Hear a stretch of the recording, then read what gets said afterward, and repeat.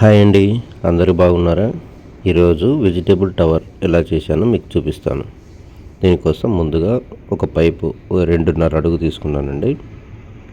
ఈ hacksaw plate వచ్చేసి 1 feet ఉంటుందండి.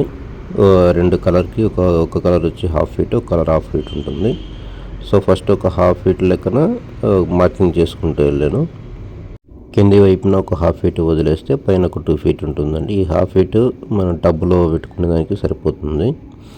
అలాగే ఈ పైప్ మీద 4 సైడ్స్ లైన్స్ వేసుకున్నానండి. ఈ లైన్స్ మీద జిగ్జాగ్ పద్ధతిలో కొంచెం మార్కింగ్ చేసుకున్నానండి. ఇట్లా ఒకే లైన్లో మనం హోల్స్ పెట్టుకున్నామంటే పైపు బెండ్ అయిపోతుందండి. అందుకని జిగ్జాగ్ పద్ధతిలో ఇలా లైనింగ్ వేసుకున్నానండి. తర్వాత హాక్సా బ్లేడ్ తీసుకొని ప్రతి మార్కింగ్ దగ్గర 2 to 2.5 ఇంచెస్ కట్ పెట్టుకుంటున్నానండి. ఈ కట్ అనేది చిన్నదిగా పెట్టుకుంటే చిన్న హోల్ వస్తుందండి. మరి పెద్దదిగా పెట్టామంటే పైపు బెండ్ అయిపోతుంది. సో ఒక 2 to 2.5 ఇంచ్ అయితే సరిపోతుందండి. ఇలా ఇక్కడ మీకు కనిపిస్తున్నట్టుగా ఇలా కట్ పెట్టుకున్నానండి అంతా.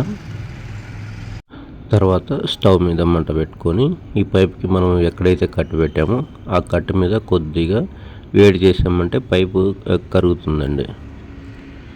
మరీ ఎక్కువ వేడయ్యి కారిపోయే విధంగా కాకుండా కొంచెం అలా ప్రెస్ చేయంగానే బెండ్ అయ్యే విధంగా మనం వేడి చేసుకుంటే సరిపోతుంది.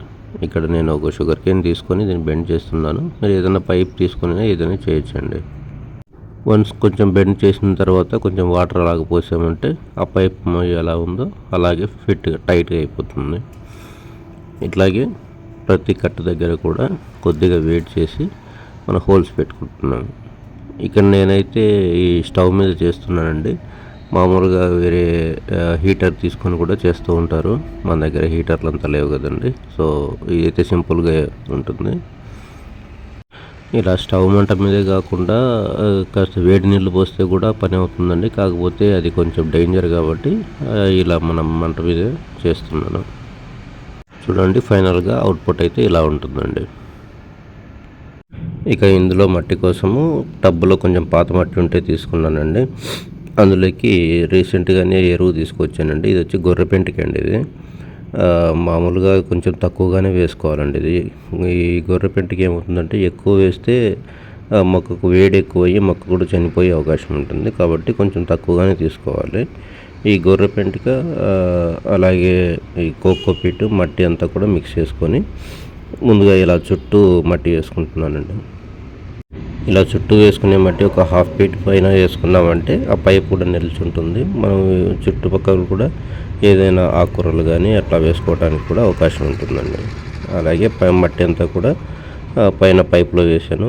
ఆ పైపులో మనం హోల్ పెట్టాం కాబట్టి అంత ఫ్రీగా మట్టి వెళ్ళదు. కాబట్టి ఇలా కర్ర తీసుకొని లోపల తోసామంటే అంత బాగా ఫిట్గా ఉంటుంది మట్టి. నేను చేసే ప్రతి పనిలోనూ మా అబ్బాయి కూడా హెల్ప్ చేస్తూ ఉంటాడండి. అలాగే పైపులో మనం వన్స్ మట్టి అంతా ఫిల్ చేసిన తర్వాత వాటర్ పోసి కొద్దిసేపు ఉన్నామంటే ఆ వాటర్ అంతా అలాగే కిందికి వెళ్తుందండి. వన్స్ మట్టి అంతా కిందికి మీదకి తడిచిన తర్వాత మనం ఏదైనా మొక్కలు వేసుకోవచ్చు అండి. నేనైతే ఇక్కడ తోటకూర విత్తనాలు వేస్తున్నాను. అప్పుడెప్పుడు తెప్పించానండి విత్తనాలు. అవి ఎంతవరకు ఫర్టిలిటీ ఉన్నాయో తెలియదు.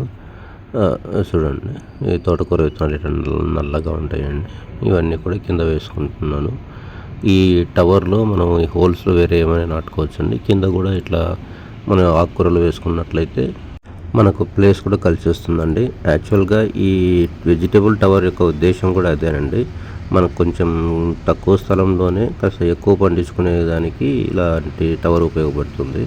ఈ కిందంతా ఆకుకూర వేసుకోవచ్చు. పైన ఇక్కడ హోల్స్లో నేనైతే పుదీనా నాటుతున్నానండి. ఈ టవర్ని ఇలా ఆకుకూరలు పెంచుకోవడానికి ఉపయోగించుకోవచ్చు. అలాగే మనము డెకరేషన్ లాగా మంచి పూల మొక్కలు, టేబుల్ రోజా ఇలాంటివి పూల మొక్కలు నాటుకున్నా కూడా చాలా అందంగా ఉంటుందండి మన గార్డెన్లో. చూసారా ఈ పుదీనా అంతా కూడా ఎంత హెల్తీగా పెరుగుతుందో. మీరు కూడా మీ గార్డెన్లో ఇలాంటి వెజిటేబుల్ టవర్ ట్రై చేసి చూడండి. ఈ వీడియో మీకు నచ్చినట్లయితే లైక్ చేసి షేర్ చేయండి. మరిన్ని వీడియోస్ కోసం ఛానల్ని సబ్స్క్రైబ్ చేసుకోండి. Thank you.